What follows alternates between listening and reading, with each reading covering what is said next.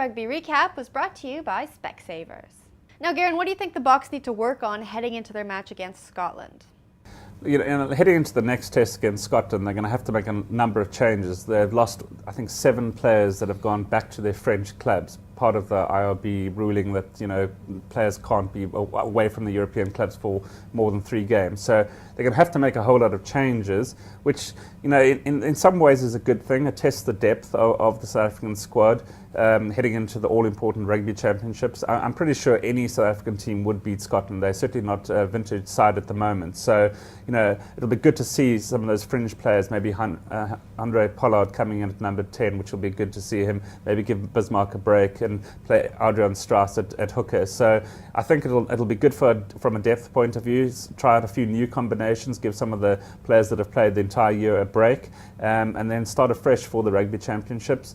But their discipline is something that needs to be worked on. Flip van der Merwe picked up another yellow card this weekend. We can't really afford that sort of thing against New Zealand and Australia in the rugby championships. So certainly a few things to work on. There always seem to be things to work on in the aftermath of a test. So Heineke Meyer will have a stern warning and word, with the team this week, I'm sure.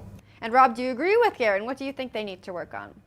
I think that the Boks do need to freshen up their side a little bit. It's almost a blessing in disguise that these various players have had to go back to their French and English clubs because it almost forces some changes, and it forces the Heineke to perhaps test the depth of his squad a little bit more, to actually put some confidence in some of the guys who've been on the fringes, who've just been almost sort of carrying tackle bags for the last few weeks. Suddenly there is the opportunity for some of them to win starts perhaps, which I think could be quite educative a year out from a World Cup. So it could be a useful exercise.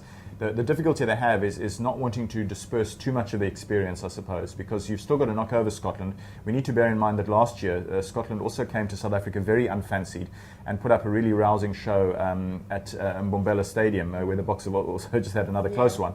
And they lost 30-17, but it was a bit of a flattering scoreline for the Boks. And so they can't underestimate the Scots. They will be overwhelming favourites, and quite frankly, a Springbok sort of B side really should be able to knock them over on home soil.